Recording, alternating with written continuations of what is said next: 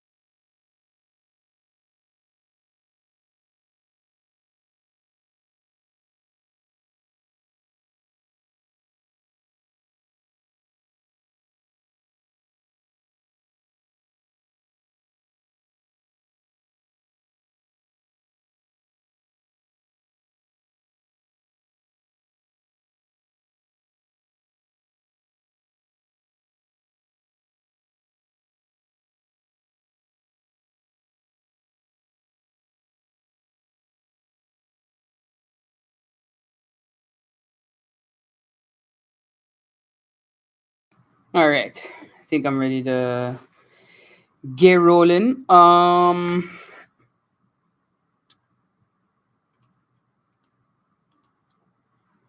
Good afternoon. Happy Easter. Yes. I'm here still hosting the live even though it is Easter. Because I had my Easter lunch with my family earlier today. So once we had lunch, I said, you know what? I've got the live to do because we want to keep it consistent. Um, and that's what we're going to aim to do. This coming Sunday, the 7th of April, though, I'm going to be traveling. So probably one of my other PFP cohorts are going to be here to do the live. I'm also testing out a new mic. So if you can't hear me that well, just drop it in the comments and let me know. Because, technology sometimes should be a cruel mistress. All right. Um, what I basically want to start with today, well, coffee facts are back because I actually have coffee this time. It was a rough week, guys. If you paid attention to Parliament at all, you know that it was critical. It was critical. But I'll get into that a bit more as I continue through, the little agenda points that I have here. That I try to like make notes so that I remember what to talk about, so that it doesn't sound like it's craziness for 1.5 hours of ranting. Um, so yeah, I think I'm gonna switch it up a bit. First, I want to mention uh, our coffee fact of the day, which is decaf coffee actually does not have that much less caffeine than regular coffee. So you're just doing yourself a disservice. Just drink the coffee and keep it pushing. And that was our coffee fact. Now for Parliament. As I said, it was budget. It was budget and it was brutal. In a sense of it ran late, but we managed to get it done within two days of meetings that were considerably lengthy in the public handling. But before we get to the details of the public handling of the budget, we had a faction leaders had a meeting with State Secretary Alexandra Van Huffelen, who was here passing through the islands with her entourage, including members of like the TWO and the Tijdelijke Werkorganisatie. And it was a good meeting, I have to say, coming from that side of Parliament, of being able to at least have these courtesy sessions, which I do appreciate very much from State Secretary Van Huffelen, because as you may recall, there was a point in time where Parliament was trying to meet with the her predecessor, the State Secretary Raymond Knops, and he refused, even in a informal session like with faction leaders, which is what we did, of course, with State Secretary Van Huffelen. So it essentially covered, you know, a few topics, of course, the importance of the continuation of projects attached to the trust fund, the importance of certain pieces of legislation that will be coming to Parliament to execute the reforms that the TWO and such are working on. So the reform packages that have been a thing since COVID. And we also talked a bit about, I have my notes right here. School never stops, guys. Just remember that. We talked a bit as well about the mutual agreement that actually replaced what was meant to be the coho. So instead of it being a kingdom law that governs how these reform packages go out, there's now a mutual agreement between the countries within the kingdom. So essentially, what that means is that there are guidelines that have been set out. Each country has their set, and they can continue to work on their reform packages. And it's not as strict and heavy as what the coho legislation promised to be. And I just want to also say, this is something that myself and then MP Peterson were advocating for from the very beginning, the first mention of the coho, where we were like, the possibility exists to do mutual agreements between the countries, the so-called onderlinge regeling. So why would you not, do that? But nevertheless, there are a few opportunities for St. Martin when it comes to the reform packages. There are also a few opportunities for funding to do certain projects, get certain things off the ground that maybe we, as a very small island developing state, have been struggling with. And we spoke a lot about change management, which is also something that I've kind of advocated for on the floor of Parliament, where we have to switch. It's a mindset shift. Reforms are one thing.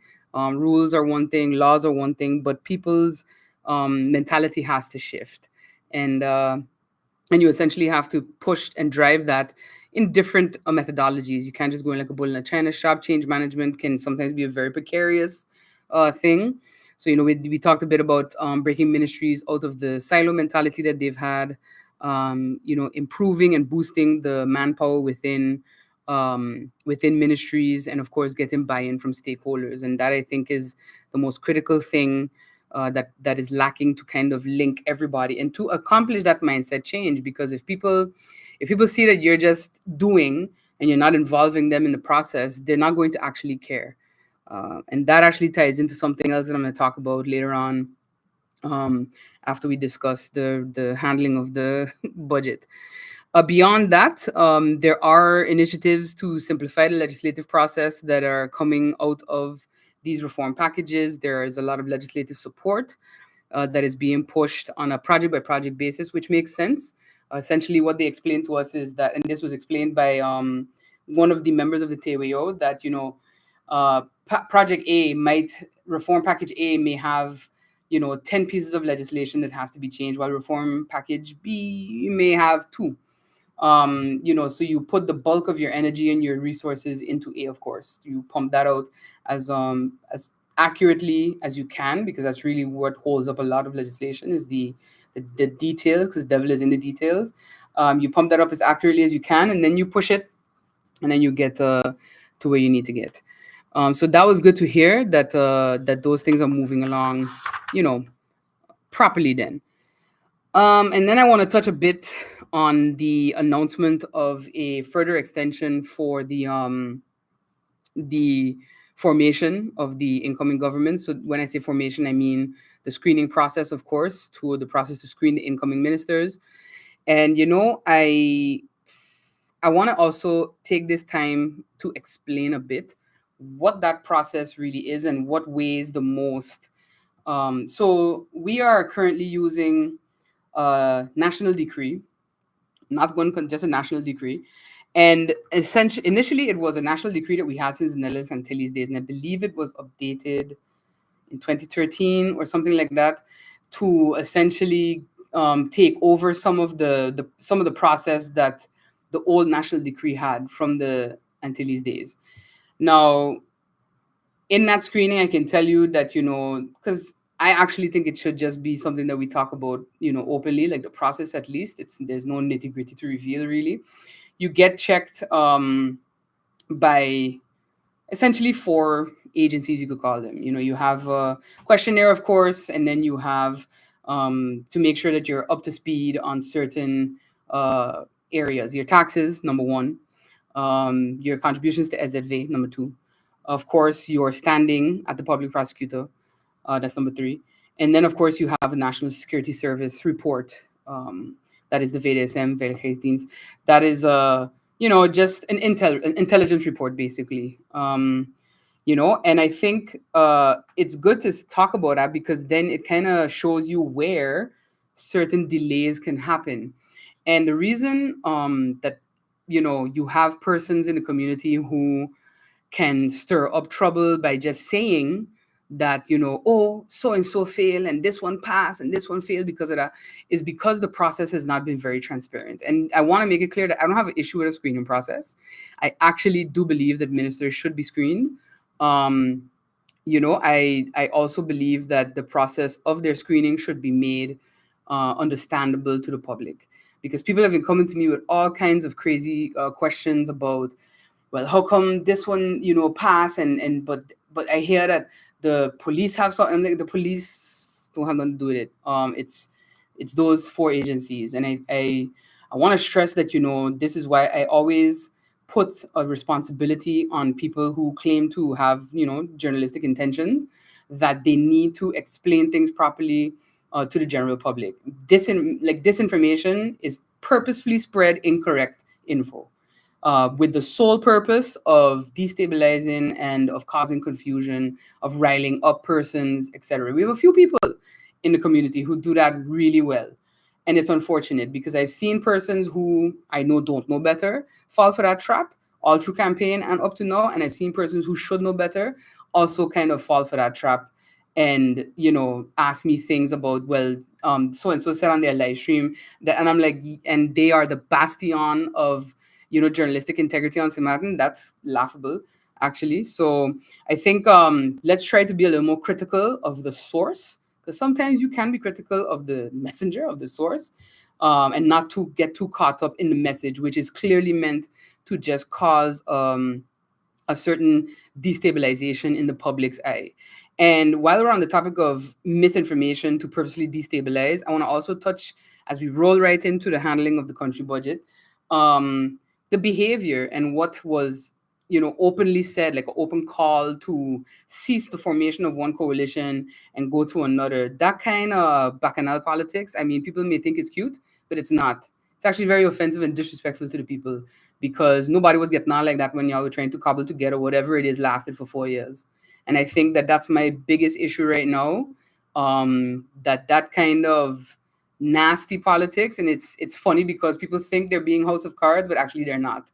Um, Really not at all. And I think, we could do with learning how to do proper bacchanal politics by looking at, other parliaments and such, where it can get quite snippy, but at the end of the day, things do not happen so blatantly as to disrespect the people overall.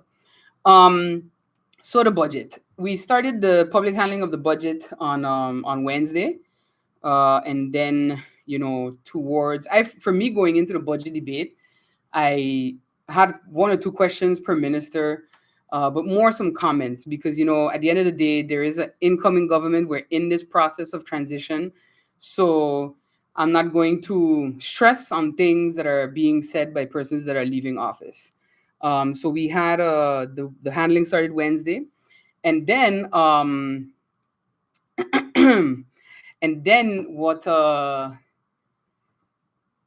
happened is that MP Westcott took the floor as the last speaker. So all members of parliament said something in this budget debate, and as second vice chair, I took the floor. Now, on the Wednesday, there were some good statements made by some MPs, and there were also some statements made that kind of made me raise my eyebrows a bit.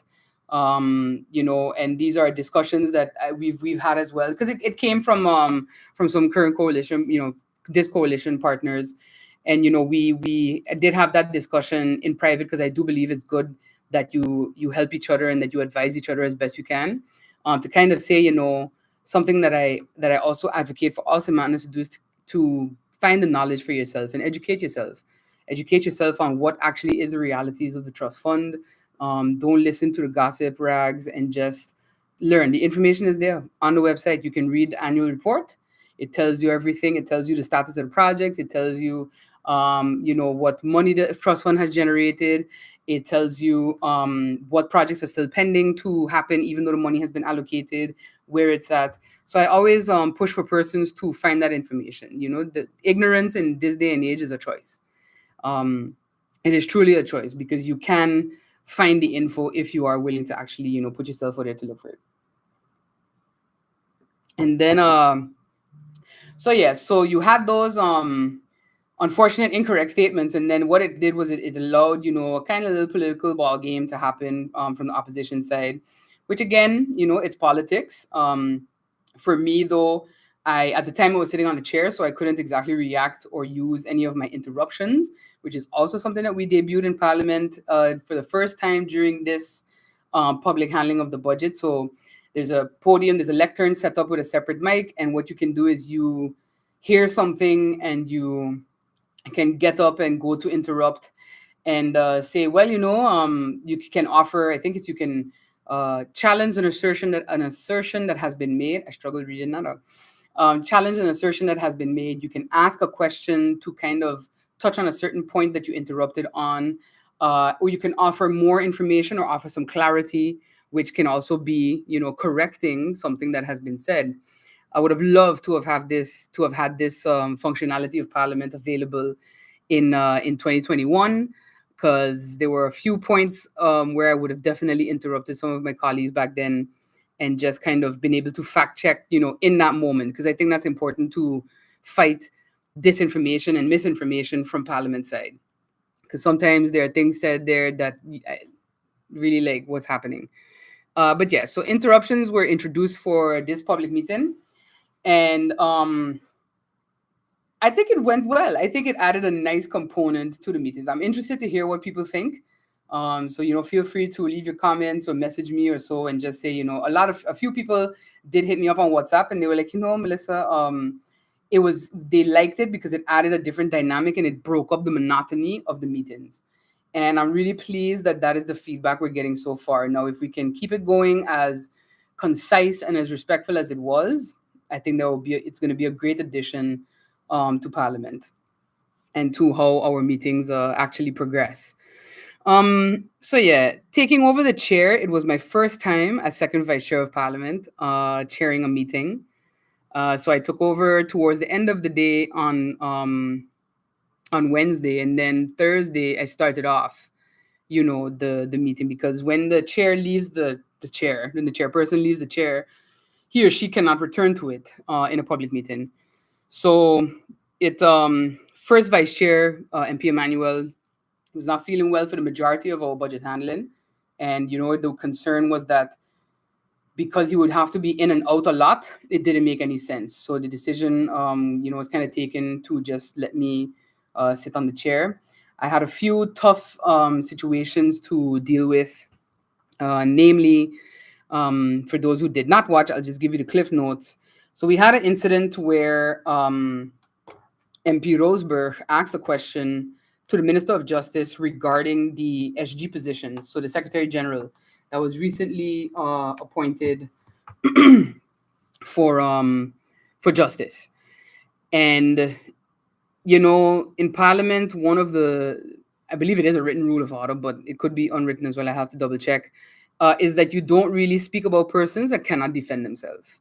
In the past, there was a moment where an MP called my father's name on the floor of Parliament, and I interrupted with a point of order. We've had countless CEOs, directors, etc., just regular employees from GB Airport. Their names are mentioned, and it is something that the MP that does it the most, and it will happen. It's something we've acknowledged, and indeed, it is an interpretation of parliamentary procedure, I think, that determines if you feel that that's right or not. So the question was asked about the vacancy requiring a LLM for the SG position, or equivalent in similar field, or at least 7 years in a legal field for SG.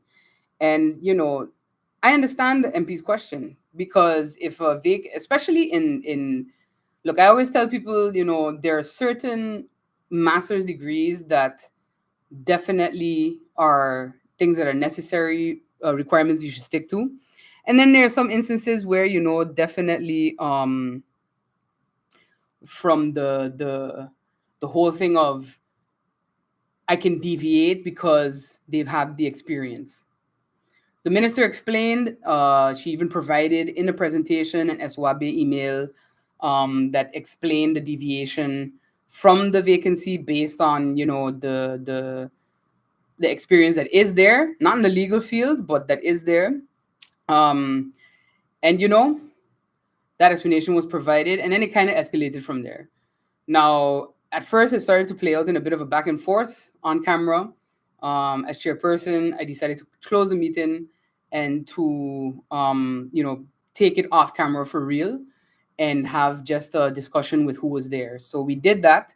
And ultimately, what I had decided was, to open back up the meeting. To The minister had already clarified that the SG had been working in the Justice Ministry in some capacity for close to a year or slightly more, and the SWAB email, of course, in the presentation provided the rest of the explanation for the deviation from the job vacancy. So that's that. But I wanted to touch on it, because it was something. It was a tough situation to deal with, because you have people basically shouting, and trying to stress their point. But ultimately, I felt that it was not the place for the discussion, and the clarification had already been done, and that it just needed to drop at a certain point in time. You have to just say, you know what, I'm going to move on from this emotion, and I'm just going to continue with the meeting. So we did that, and that worked out fine. Aside from that, the budget itself. So as we, MP De Weaver, who couldn't join me today because she's traveling. MP De Weaver kind of gave a good motivation for her reasoning for not voting for the budget. She's very heavy, finance oriented. And so for her, there is an expectation of revenue that is too uncomfortable to justify her vote, to say yes. And I agree with her. I went from from the standpoint of, there is a incoming government, and there needs to be a basis upon which they can build. And with that, we will then be able to really evaluate from the inside then if this budget actually made sense. And then you can just say that to the public and explain what is real, what is not. Because you had, again, in the budget, as I mentioned last time, leading up to the public debate, you had the presence of Winair, a sale of Winair shares that was 13 million guilders. During the debate on Thursday, we had a motion that was passed unanimously by MP Westcott that basically said we're halting, to ask the government, to tell the government to pause the discussions that are happening right now with the potential sale of a minority stake of Winair, or at least a stake that makes up 13.4 million guilders. Mainly because, and I explained to my counterparts, and like I explained on a previous live stream in episode 13, you don't normally talk about these things. You don't normally say, you know what, I'm going to sell some stock, and I'm just going to put it in my income category now, even though we've just arrived at the, if you want to put it in relationship terms, of the hey, what's up stages. So it's definitely a motion that I hope, a motion, they say, is a wish of parliament. However, it puts it out there that there needs to be a divestment strategy before you even talk about divestitures. And this is, again, something that we, a year and change ago, had to caution this very same government on. You're putting in revenue from a health levy first, then a tourist tax next, and now still a tourist tax.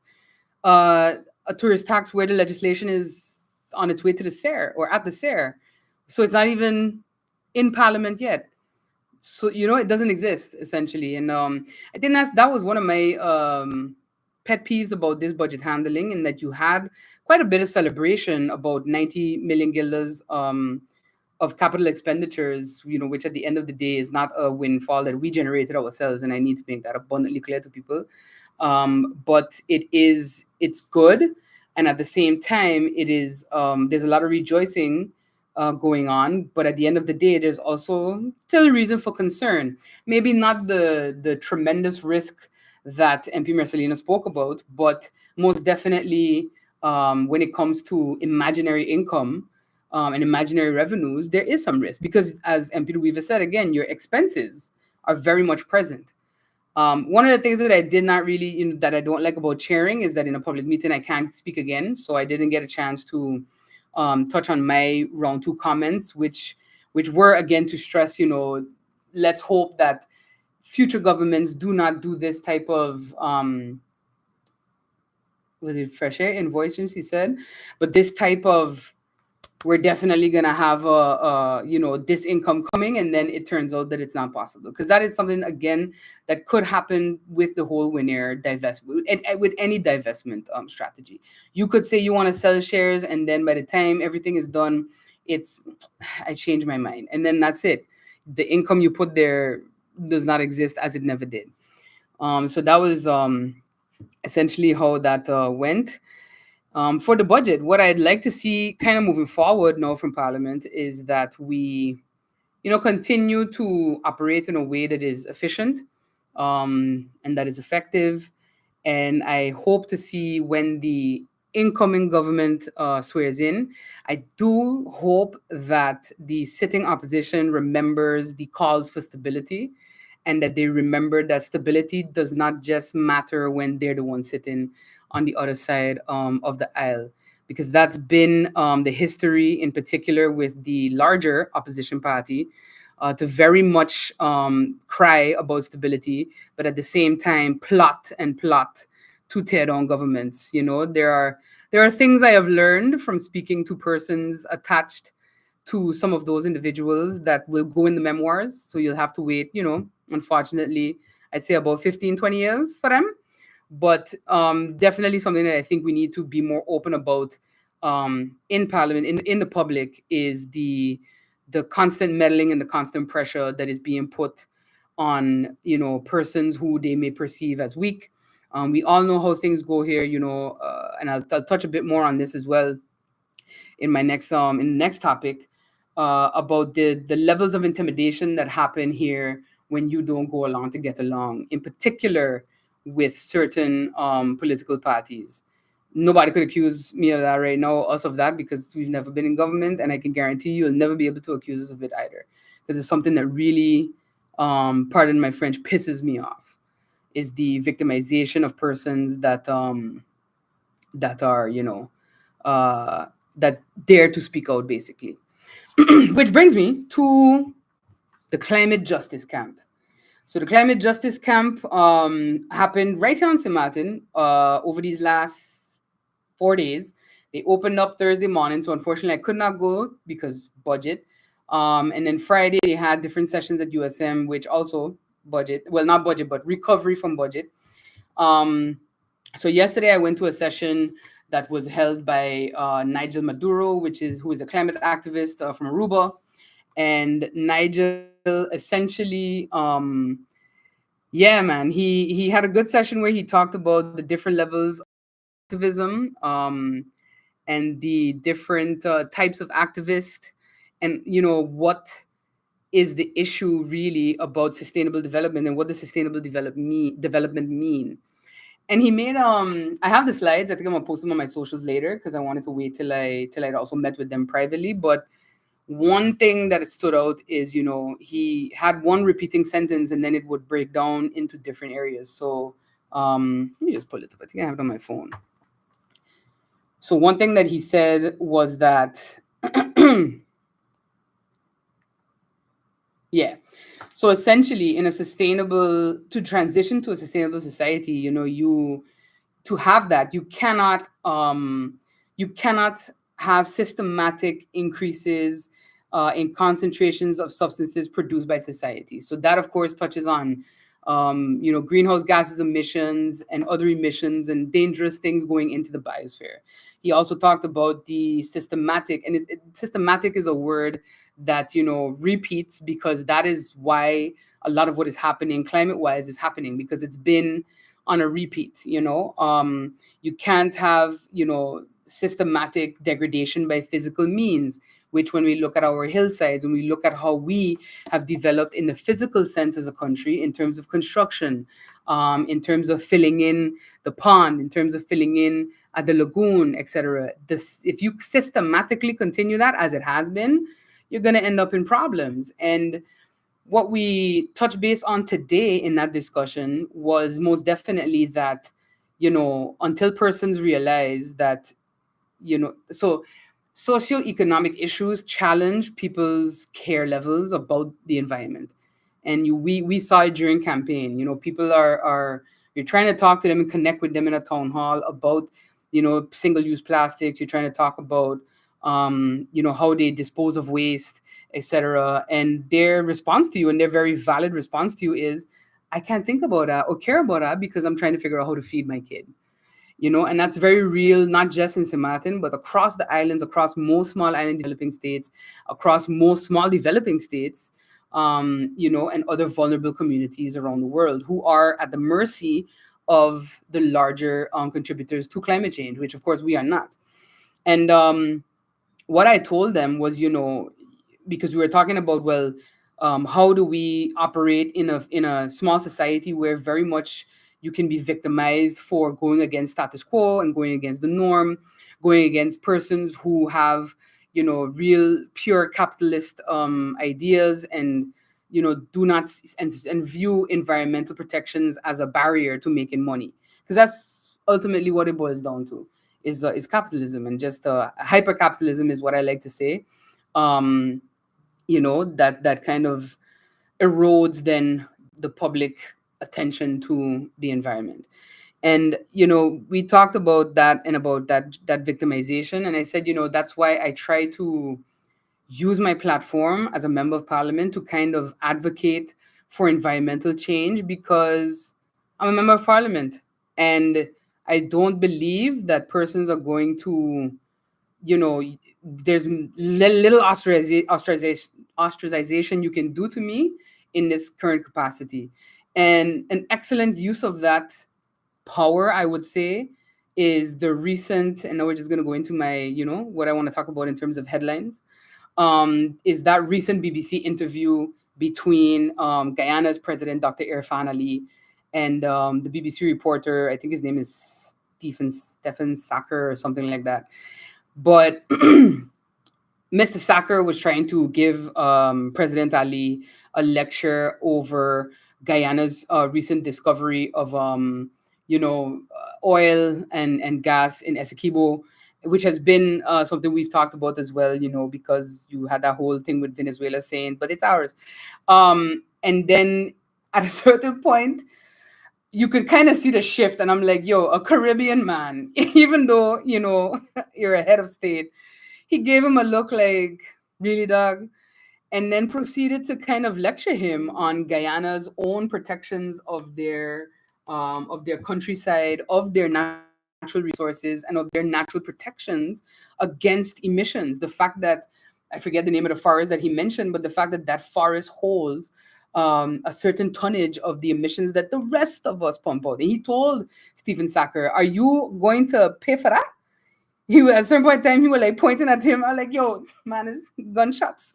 He literally was like, are you going to pay for that? Because you haven't been. And it's been sucking up, everything that you've put into the air. And, the UK in particular, as an emitter of greenhouse gases and such, has had such a long history of that, as for those who did like history, or who were history buffs or so, as just one of the cradles of industrialization and such, to the point where you had children working in factories. And that to me is always hilarious, that they were the original child labor sources. And now, yes, it's terrible, but let's not forget, you started it, and everybody gets an idea from somewhere. So essentially, President Ali put him in his place, and it was really refreshing to see that happen. And that's what you need. You need a suit of armor like that, in a head of state who's not afraid to really take it there. And I want to also make it clear, because a lot of people tell me, well, sometimes you're super diplomatic and such, and most definitely diplomacy is necessary. You have two examples of that in the Caribbean right now, because Mia Mottley, Prime Minister Mottley, is very diplomatic. The language used, the approach used, but sometimes you also need that, rebel voice. And that's also something that Nigel's workshop at the Climate Justice Camp touched on, in that there are different roles that activists fit into. And it was actually really great. So I would definitely want to congratulate, if I can, on this, Ridi Santami for putting it together, getting these people here, persons from Jamaica, from Barbados, and other islands and such. I'm trying to see if I have it here. Yes, this I thought was also very cool. I don't know if it can. Yeah, so it's Voices from the Shore Theater Collective, and it's a theater initiative of women fisher folk in Barbados. And so that's also a part of activism, which is telling stories and telling historical stories, from the different islands and from the different countries that make up this region. And yeah, it was really cool, and I definitely want to see it go further. Today we had a little jam session with the Dutch Caribbean activists, and also featuring two people from the Netherlands. So I've made some connections there, and happy to also update when I reconnect with them, hopefully at IPCO, if we're going in June, because you need that tie-in, and we worked on, well, what do we see as a tangible way forward, because you have the best countries, you have the CAS countries in the kingdom, and it's very different, our ability and our access to funding from the Netherlands and from other funders. So we talked a bit about, improving that enforcement and that collaboration on a kingdom level, that then trickles down actually into the kingdom. Moving on to some other climate related stuff. It's fun times, or not, either way, if you want to look at it that way. Also in Guyana, we've had some daily wildfires that have been affecting the hinterland. This is a word that many people may not know. I advise you to look it up, because it is very, very nice, word, the hinterlands. But basically, the Environmental Protection Agency showed maps that showed how the wildfires are widespread across Guyana. And I think, sometimes when I contemplate the size of Guyana, it baffles me, especially when President Ali said, the forest could fit, England could fit in it, and Scotland. And that gives you an idea of the magnitude, right, of that particular biosphere. So wildfires are, of course, or frequent wildfires. Let me change that, because wildfires can be a naturally occurring phenomenon, but their intensity and their severity and their frequency is driven by dry weather conditions that are largely brought on by climate change, altering, the season for that. And we see that happening across so many different areas. So you see that climate change has changed the breeding cycle of mosquitoes. That was something that was talked about at a science cafe that I went to not too long ago at Axum, a presentation on dengue and its spread, and the fact that the breeding cycle of the mosquito has shrunk more, and they breed faster and more often. So these are the things that I think we, especially as an island, have to keep in mind as we continue to look to develop, as we continue to address locally what we can with regards to climate change, because there are things you can do to mitigate the impact on you. It's not that, uh, well, it's bigger countries, so we shouldn't be doing anything, because if we stop this, it impacts our tourism. Let's also note that maybe certain things in our tourism package and product have to be changed to be able to offer better protections, because like we said, they come, they go. We are here all the time. So, and then lastly, in are we moving towards, a climate apocalypse? We have the UWI's, University of West Indies Seismic Research Center, and Dominica's Office of Disaster Management are actually monitoring the boiling lake, where water levels have actually changed significantly in recent days. And during these types of periods, you have harmful gases like carbon dioxide and such that can be released, and then you have little steam explosions that may also occur.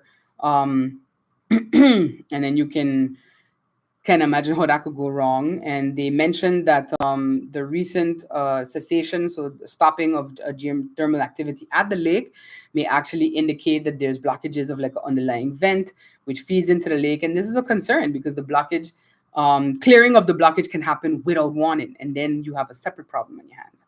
So just some interesting climate and weather and land related news from around the way. Um, I also want to touch a bit on three things that are kind of, I want to tie into what I plan to see, or I push at least in Parliament from for this term. You have the issues facing cybersecurity. I know we always see it on CNN and such, that you have like oh, they attacked this county in Texas and this county in Florida, and it's always Florida. They ransomware the hospital for its data and such. But actually, what you're seeing is that it's hitting closer and closer to home. It's not just GEBE anymore. What we had was Ariza Credit Union in Grenada. Their members were informed that there was a service disruption that was occurring due to a cyber attack. So as a result of the cyber attack, their in-branch systems, ATMs, online services, points of sale, etc., were all going to be unavailable at each location from the credit union, and you couldn't even log in online. So they basically just updated that they're prioritizing their efforts to kind of restore order after the cyber attack, but it should give us pause that these are happening more and more often. And something that I want to, it's good because it will give me some. I'm going to then prepare some questions for the Bankers Association, because we focus a lot about cybersecurity from the um, government-owned company side, but we don't really look at private sector and those interests in private sector that also impact us. So the central bank, all the banks, um, Republic Bank, So I already told myself, and you know who you are. Expect an email to just ask my bank about what are they doing to be able to protect and guard against a cyber attack or a breach attempt. Because I also want to make it clear that a breach is not a hack, but we will touch that next time, because I hear people conflating the two words and it's not the same. So essentially, it's good to see what is happening around the region, because then you can just say, okay, so this happened in Grenada. What are we doing from a banking perspective? What is ACU, the credit union, doing from their perspective to protect against such things? Because it doesn't matter if you think you're flying under the radar now. You know that, oh, it's just 16 square miles, or we're just 100 square miles, and so nobody's going to bother with us.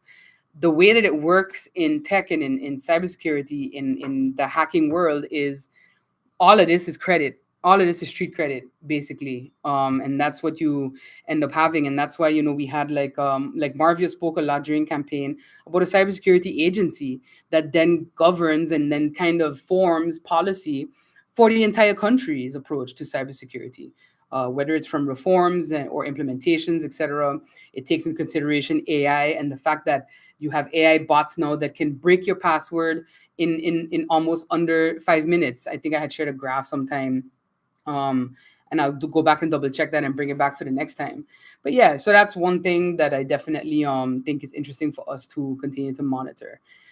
Further to that, from the Parliament side, I was disappointed to see this news, but that the so in the Netherlands there is a code of conduct that governs the Tweede Kamer, and it also requires MPs to file their interests outside of Parliament, so ancillary activities. So if you have a side company, a side business, you can you have to register what it is, and you have to say, well, this is company ABC Limited, it's mine, and this is what I make, and you have to kind of put that out there so that people know that aside from this, this is what you're also making. And why is because if you are, say for example, I am determining I am advocating for a certain policy, or I'm bringing certain legislation in Parliament, and that legislation is going to benefit minorities. Um,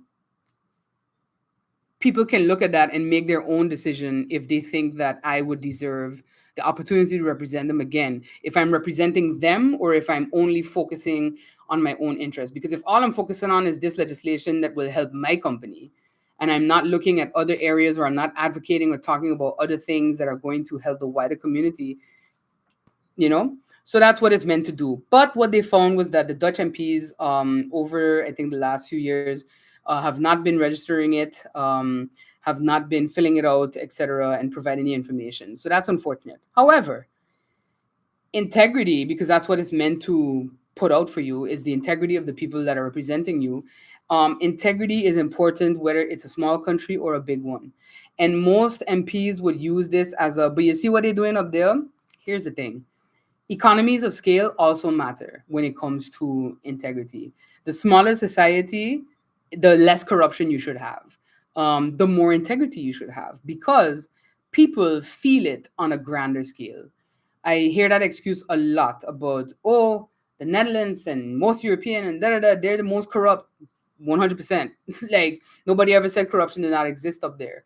But where you feel it is in small societies, where you have a very small pool at the have level, and then below that it's getting wider and wider, and there is no sense of, or view of closing the gap, essentially. So that is what, we try to quantify the cost of corruption, and that's a project for a math nerd, which I know many of. So I'll see who I can get to work on that. But I think it's always important to do that and then relate it to societal size and economies of scale.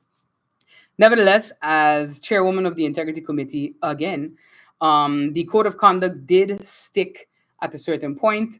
So essentially, when I first came into Parliament, I was the chairwoman of that committee. And then, following the motion of no confidence against the outgoing Minister of Rami, they decided we don't want opposition to be chairpersons no more. So they took it away from us, and gave it to, I think it was MP Ramu. And then nothing really happened with the code of conduct. So I will pick it up from where it was left off, which is the advice of the Integrity Chamber on the code itself. And we'll see if we can't accomplish this long standing task for Parliament, because it's been since 2013 or 14 that we've been waiting for a code of conduct. And finally, in things that I'm hoping to accomplish this time around, France moved just a step closer to banning hairstyle discrimination in the workplace. So they approved the bill in their National Assembly. Now it's going to go to the Senate, and it basically stops employees from requiring hair to be straightened, and it stops the forced covering up of afros, dreadlocks, braids, etc.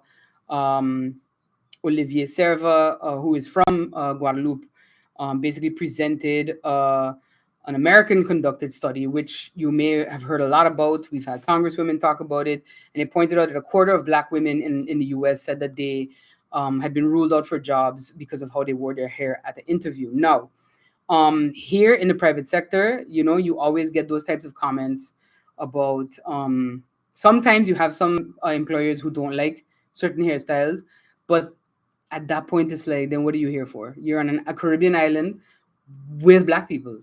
And I want to say that it's a lot of local employers that do that.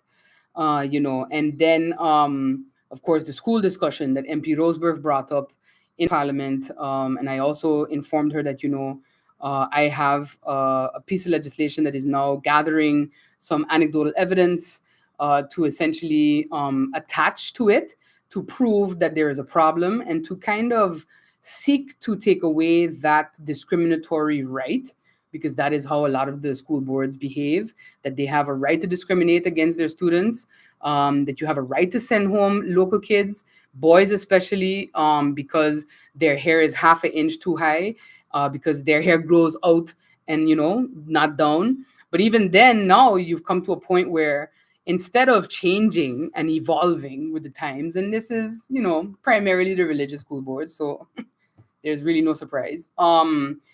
Instead of doing that, you have now, well, no boy can have even remotely hair that is more than half an inch from his scalp. And I think that that's ridiculous because hair for anyone is a form of expression. Doesn't matter what ethnicity you are or anything like that. And I think that once hair is clean, and by clean I mean it is washed, because obviously kids be carrying germs, kids be carrying lice. That's different. Hair that is washed, that is clean, that is not distracting.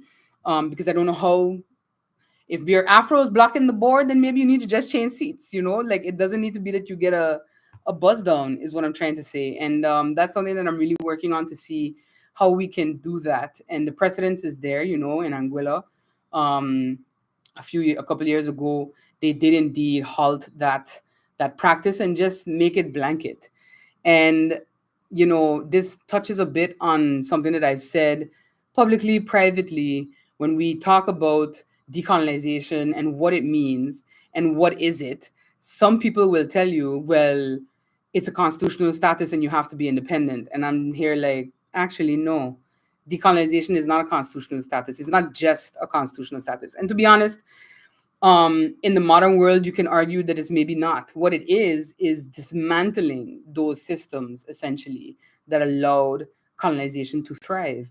One of those big systems is capitalism. I remember I said I once to a former colleague, a former MP, that if we truly wanted to decolonize, we totally dismantle capitalism and just stop focusing on more and growth, and that might mean maybe we cut down on how many tourists we do try to attract. And they were like, what? No, oh my gosh. And I'm like, and here we are. That's this. Here we are. It's also how we look at our hair, how we look at how we educate kids, how we treat women, etc. All of that's wrapped up in it. But for this moment, we're talking about the hair. When I was at school and I went to a Catholic school, you didn't get it then that there was a specific type of boy who had to keep his hair short, neat, and clean. And then meanwhile, there were other boys who were, doing the Cindy Crawford, Victoria's Secret, swish the hair out of the face because their hair grows down and their hair grows down straight. And it was perfectly fine for them to have hair to the base of their neck or their shoulders. So we will see how that goes. I will keep you all updated. Right now, like I said, I've been seeing the emails come in on that anecdotal evidence from parents, from students alike. So my intention is to compile that and add it to what I'm working on, and then see if that can. Because you also have to be able to defend it. Yeah, you're to be able to say no. In this country, this is how it's gonna go from an educational level. Yeah, definitely looking forward to continue to work on that. And as I close, because it's almost been an hour, guys. Um, I want to congratulate Windell Bader from Aruba, because the Carifta Games are happening right now in Grenada. And Aruba, I think it's 16 years they haven't won anything at Carifta, so our boy Windell broke that drought. Silver medal in the boys under 17 1500 meters. So congratulations to him, Pabieng, as they would say. Uh, this week is meant to be a meeting week of Parliament. We haven't gotten a schedule as yet because, of course, Easter weekend. So maybe there'll be one or two things happening. And of course, as I mentioned, I'll be traveling. But still, we're going to aim to get some folks in here to do the live with you guys. And yes, this chalkboard behind me, I've moved it because it was a blank wall. I'll find something to put here. Oh, sorry, here, actually. Um, what it'll be, I don't know. I'm open to suggestions. But at least that's there. Kind of have me feeling like that TikToker, Rishana. It's like, Melissa, you're not a blackjack dealer, but you stay hitting them or something like that. I don't know. Something. Never mind. Before I continue my comedy hour, I just want to wish everybody, hope everybody had a safe Easter, had an enjoyable Easter with good food. And tomorrow is Easter Monday, so enjoy that time off. Spend it with your kids, read a book, watch a Netflix show. Right now, I'm watching X-Men 97 when I can. And it's really incredible, taking me back to those childhood days of comic book cartoons. So yeah, and yes, enjoy the weekend. I hope it's a productive and calm one. And see you next time.